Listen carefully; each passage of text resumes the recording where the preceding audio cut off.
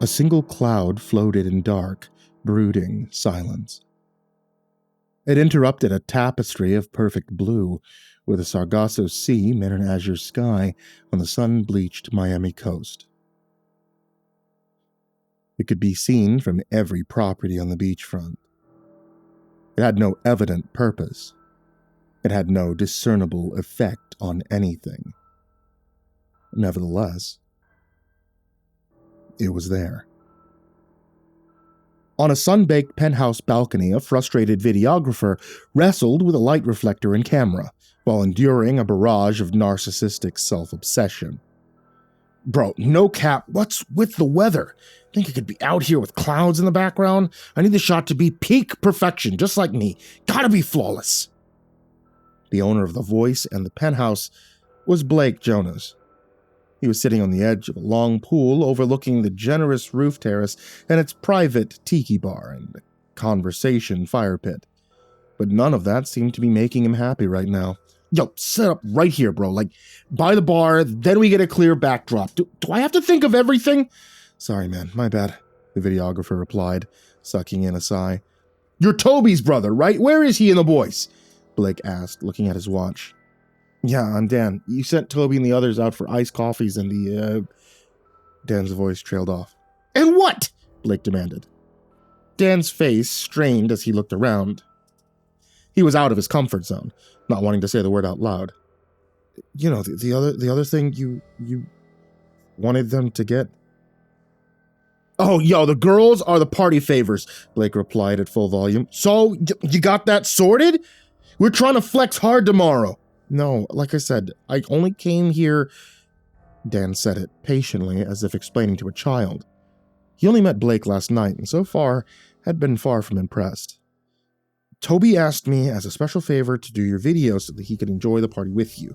Yeah, where's Toby? Blake said yet again, stuck in a cycle of thought. He wasn't even listening for an answer anymore, just staring to the horizon. Blake was part of the intellectual virus that blighted the 21st century, one of the flood of influencers talented or lucky enough to have gained celebrity status on social media. He had nearly 200 million subscribers, and if you looked at the metadata, you'd realize they were slowly becoming increasingly younger than him. Blake would turn 30 tomorrow, but he didn't think it fair it should happen so soon. He had a legacy to secure, and becoming older wasn't helping. Dan, the videographer, was now set up and ready. This was the only filming Blake intended to do today, a 60-second short before the party tomorrow. As soon as the camera clicked on, it was as if he became someone else. His face lit up, and his whole demeanor became instantly friendly and fully enthused. Hey everybody, welcome to the location of my big party tomorrow. There's going to be a whole lot of influencers coming and some special guests, so look out for a surprise appearance or two tomorrow. I can't say too much, but you know me and my people. Y'all know it's going to be huge. I know some people out here be hating, but I'm sending nothing but love to you all. And this message is your own VIP virtual invitation to join me online here, because the first hour of the party is going live tomorrow. It's gonna be epic. Blake pulled out a custom vape. His vape. A vulgar gold lump.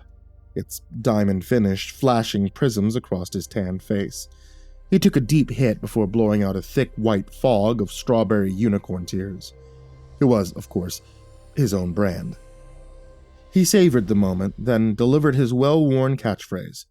We just vapors, forget the haters. Like, subscribe, and don't forget our great new flavors in the shop. Click on the link for my birthday discount, and be sure you check out our new flavor, Optimus Lime. Peace! As soon as he ended, the glass door slid open, and in bounced Blake's entourage, tanned, teeth gleaming, over-caffeinated. They greeted him with a chorus of tired cliches. VIP, dude! Good things come to those who wait, my man! All good, bro. Blake's smile dropped the moment the camera wasn't rolling. What time do you call this? I've been out here grinding. Chill, man, Zach said, handing over a triple iced frap. We got your fave. Blake sucked on the straw and his mood lifted a little. It was pretty good milkshake as far as coffee went, his mood easing only slightly. All right, where's my stuff? Zach shifted uneasily. Yeah, about that. Blake glared at him. Look, we scored the usual, no worries. But for the VIP shit, whole different game. This guy only deals one-on-one, face-to-face. Said he only talks to the real star. Blake was incredulous. You're serious? I'm supposed to go myself? Dude's old school, exclusive. Pharrell, Slater, LeBron, all go to him. Said you're the chosen one. The others chimed in with soft agreement. Yeah, man, he's legit. Said he only deals with legends.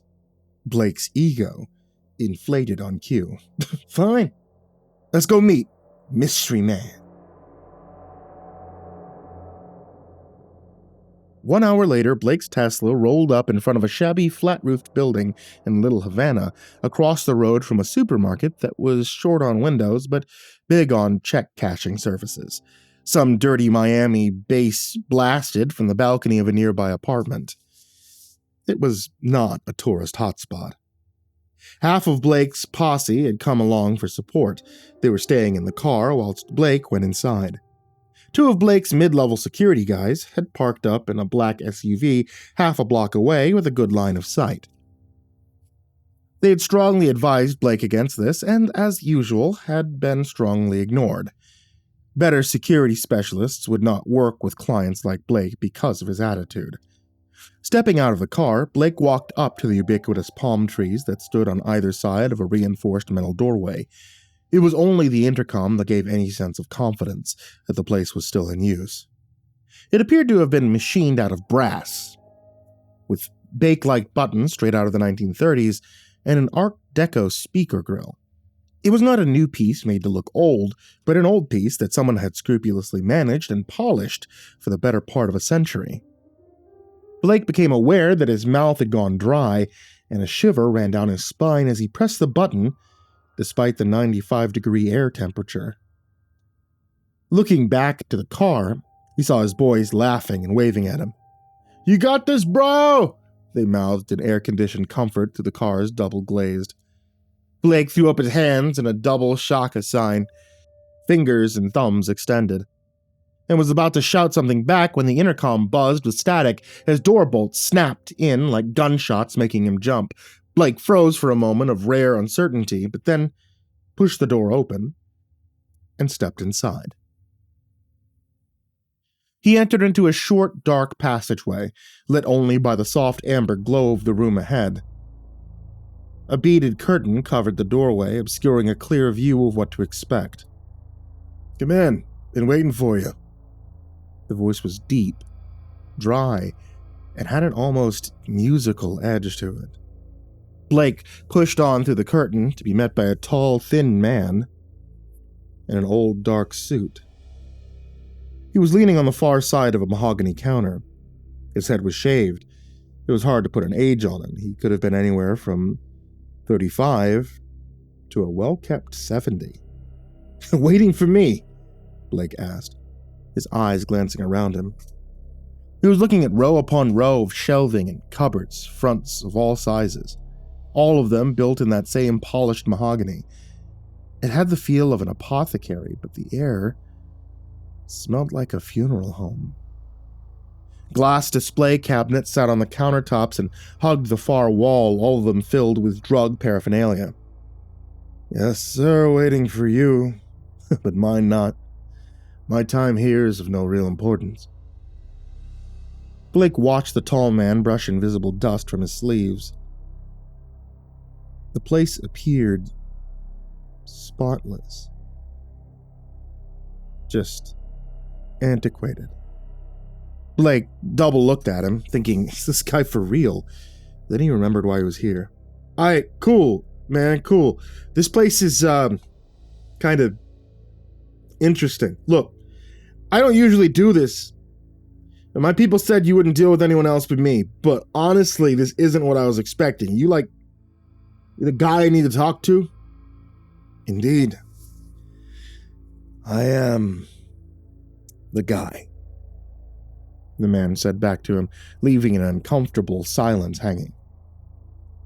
Okay, I'm here for the man straightened, gliding up to full height and raising a finger to his lips. Blake realized now this guy wasn't leaning onto the counter, he was ridiculously tall. Easily 7 feet, pro basketball height. Blake puffed himself up subconsciously without realizing it. He was the big man here, and not to be shushed by some creepy dealer. He was about to say something to that effect when again the man spoke. You're here for the stuff. The package. The shiz. The dope.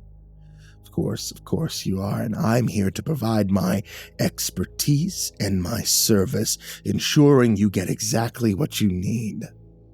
What I offer is not what you find anywhere, for I only deal with a select group of very important people, because what I provide is very important.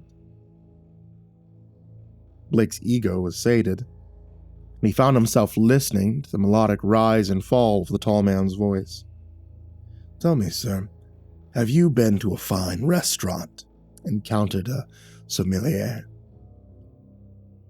About 5 years ago, Blake wouldn't have had a clue what a sommelier was, but that didn't stop him from dropping a fortune at a swanky LA restaurant, filming the whole thing as he and his crew racked up a jaw-dropping tab on vintage wines. The sommelier, some poor guy trying to keep it classy, dutifully poured the finest choices. Blake's crew roasted him on camera, swishing $9,000 of bottled wine like mouthwash before loading it into a super soaker and blasting it into each other's mouths. It was outrageous, tasteless, but still, it had racked up millions of views. Yeah, Blake acknowledged. Wine waiters. The man didn't have any eyebrows, so he had none to raise as he replied. My role is perhaps a similar one. You can get anything you want from the streets, but what I sell is prestige, rarity, history. Do you like to be one with prestige, Blake? Blake nodded as he replied. Yeah, that's what I'm talking about, dog. The man continued, unfazed.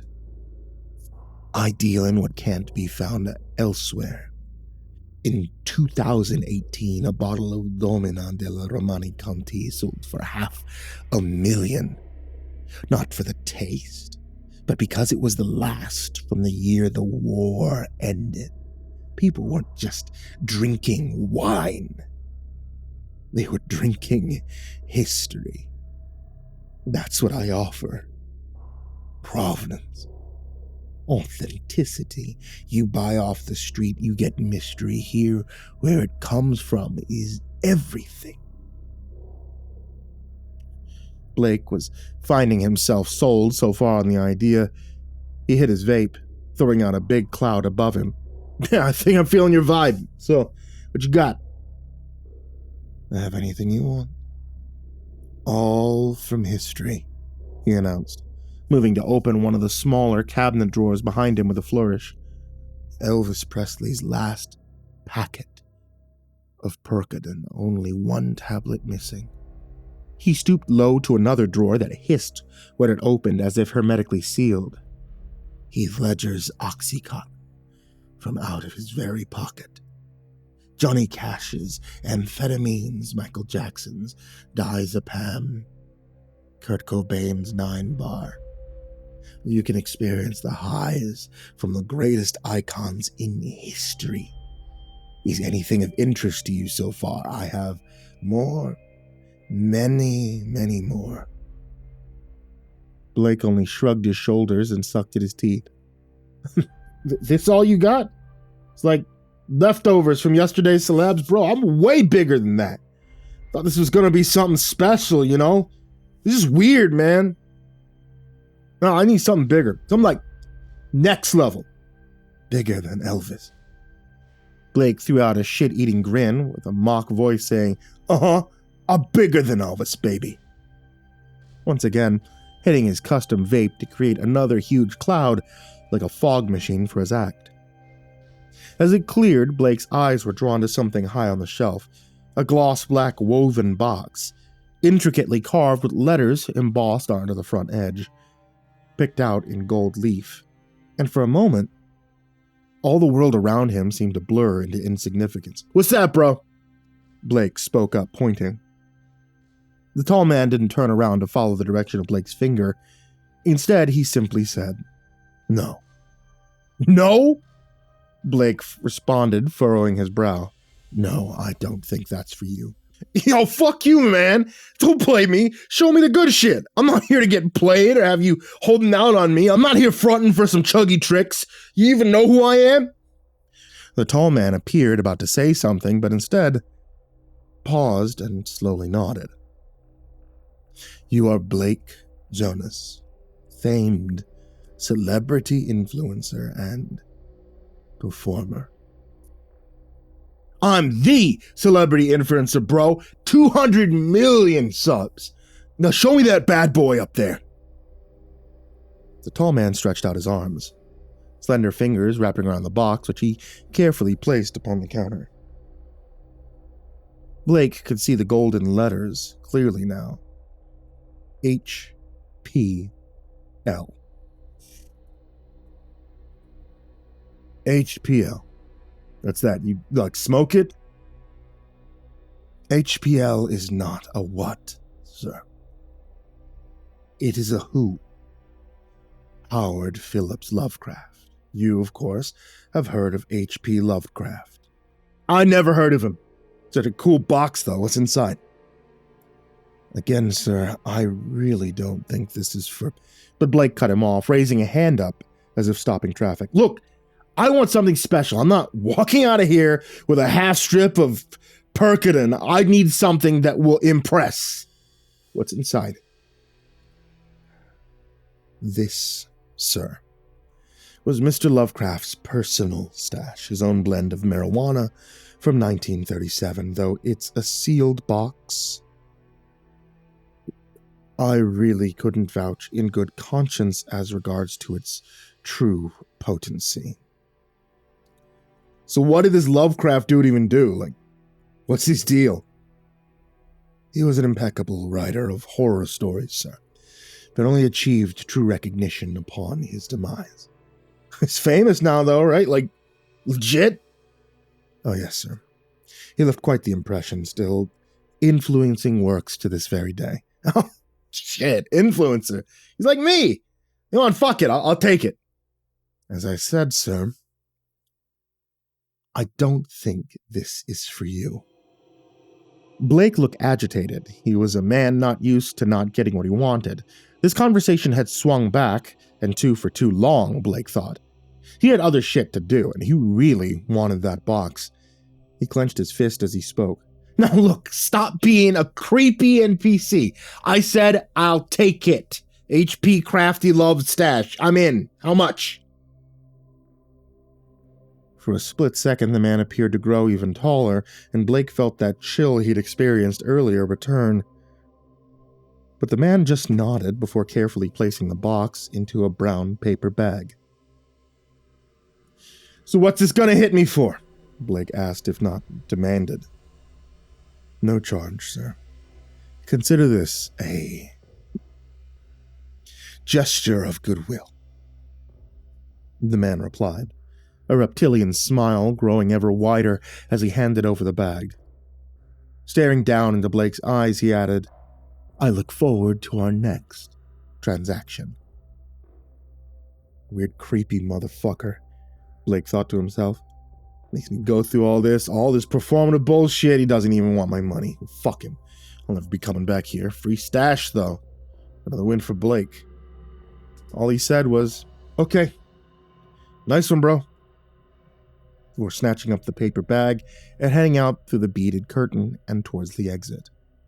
Just before he reached the door, he heard the man raise his voice one final time from behind. "And sir," Blake slowed, half-turned, "I hope this birthday delivers everything that you deserve." Blake rolled his eyes. "Yeah, Whatever. The door clicked open and he emerged squinting into the blazing Miami sun once more. Blissfully ignorant, he'd never mentioned his birthday once. Walking back to the car, he saw his friends talking with his private security. They explained they were just about to go in, as they'd been waiting for him to come back outside for over an hour. No way, man, it was like 5 minutes tops, Blake told him. They just shrugged, knowing better than to contradict him.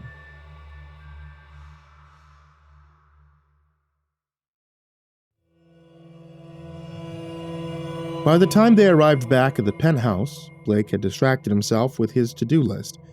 Everything needed to be perfect for tomorrow, and the day had gotten away from him. The lift doors opened and they all spilled into the penthouse. Blake headed straight to the glass panoramic doors onto the roof terrace. "The fuck is this?" Blake exclaimed as his followers joined him. The dark cloud that had been far out at sea that morning had drifted inward, slowly rolling straight towards them and blocking out the ocean view. It churned as it drifted, as if stirred by an invisible hand. "And don't worry, man," said Zach. "It's gonna blow right over." Blake could only shake his head in dismay. "This ain't right, bro. Get it better." But the cloud did not blow over. It rolled ever closer. As they stood watching from the heights of the penthouse, it seemed almost level with them.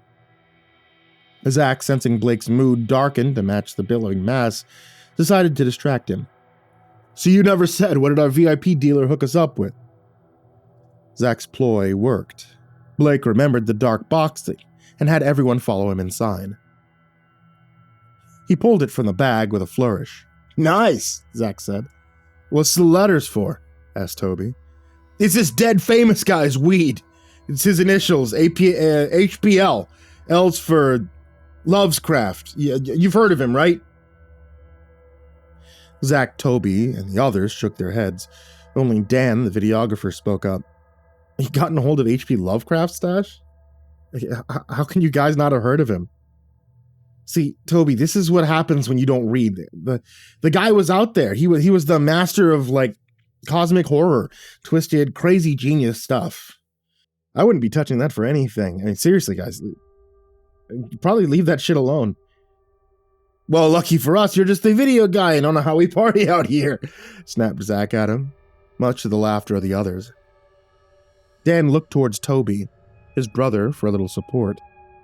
He was out here doing a favor for him, after all. He didn't care much for Blake's content or his character. "Yeah, fuck you, bud.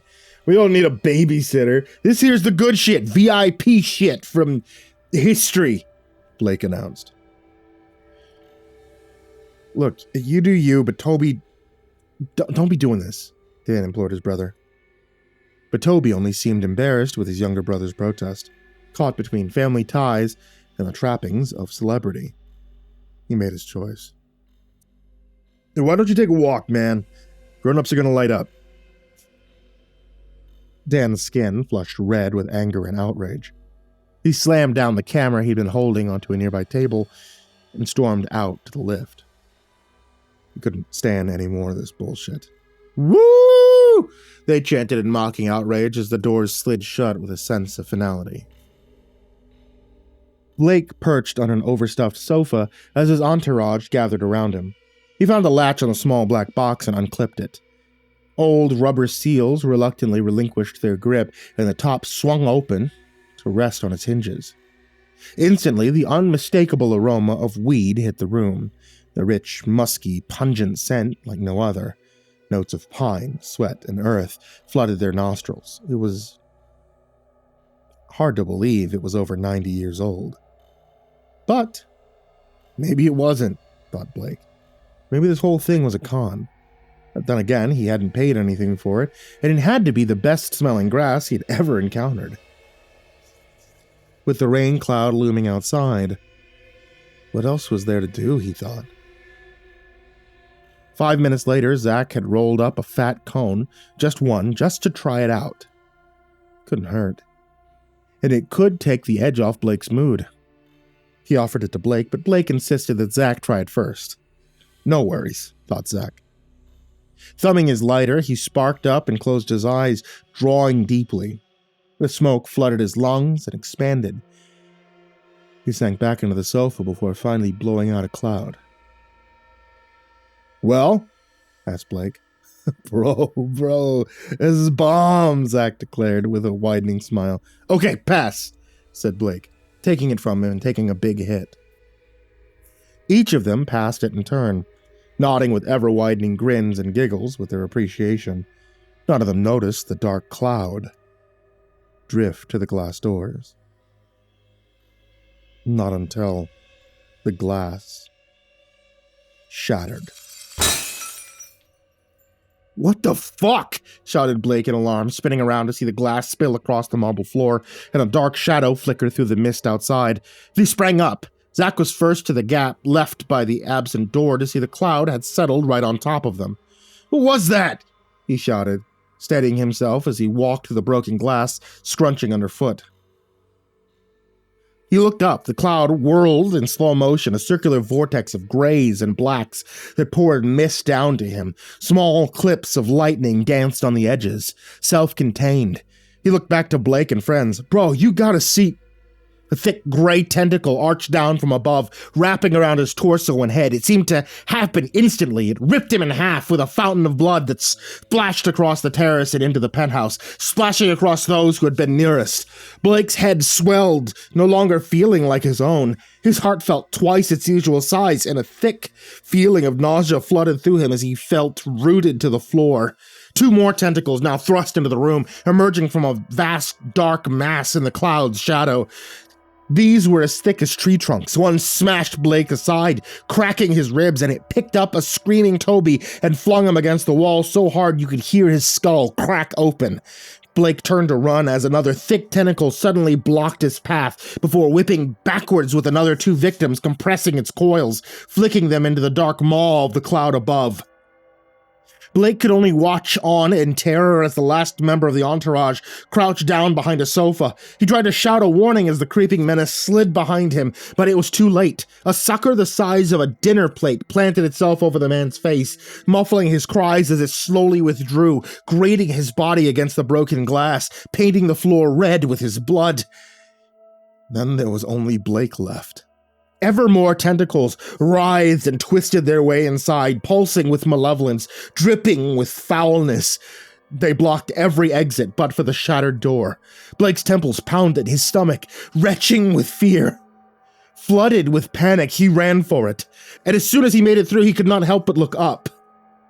The clouds swirled with lightning menace, and the thunder rumbled as something vague yet enormous emerged. Blake stared into a pale, sickly light cast from two glowing orbs that stared into him. They were eyes, huge and glowing with feverish yellow malice. Below them, a raging maw of tentacles descended, swaying in a vomit of movement toward him. Out of his mind, with fear, he turned. He ran to the edge. And he jumped.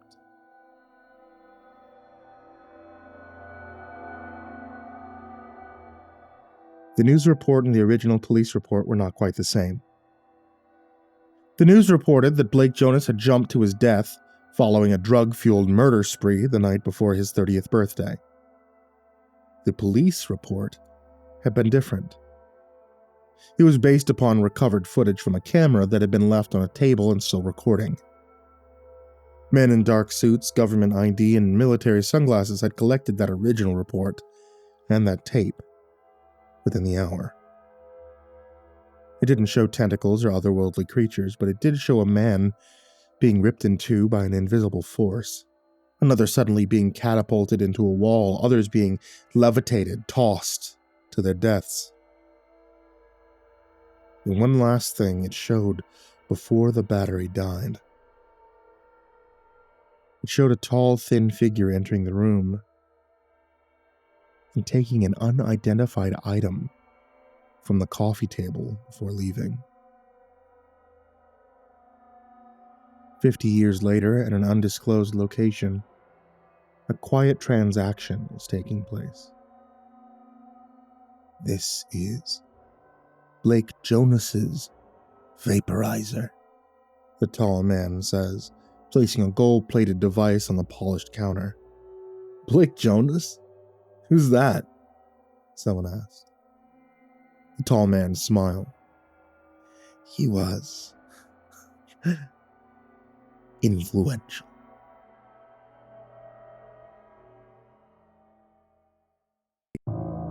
Hey there kids, it's me, MrCreepyPasta, and before we say goodnight, I just wanted to say thank you so much for watching tonight's video, or for listening to tonight's episode of the podcast. I also want to say if you guys like the stories you're hearing now, please check out the Creepypasta Collection Volume 1 and Volume 2.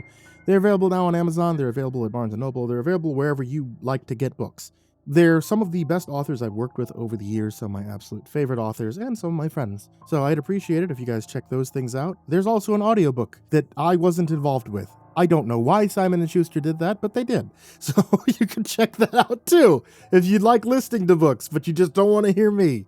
As always, I want to give a very big thank you to everybody who supports me on Patreon, patreon.com/MrCreepyPasta. People such as Diana Kraus, AcidSystem, Benjamin 2003, Blake Rattler, Bottle Coolant, Brandon Mendoza, Caltuna, CoryxKenshin, Dakota Best, Daniel Poulsen, Dante Kinkade, Enchanted Buns, Eric Anthony Caruso, Estebean, 15 Squirrels in a Trench Coat, Galaxy Gremlin, Hazy's Nephew, himbojerry, Our Minute Second Time, Jay Kearns, Jed is Pet, Lou Cypher, Nick MC, Plant Piss, Red Shadow Cat, Remember the Sun, Salty Surprise, Samara Lynn, Scary Stories Fuel Me 32, Seclude, Simba's Bloody Mojo, Sky Harbor, Smiley the Psychotic, Sully Man, Polly Sue, Team Leo 76, The Chavez Brothers, The Ginger Bros, Tommy Walters, Viceroy Scorn, William Wellington, X Reaper 69, XX Lucky Cat XX, Zibulb, Shadow Gardens, and Peaceful Buddha. Thank you all so much for being here. And as always, sweet dreams.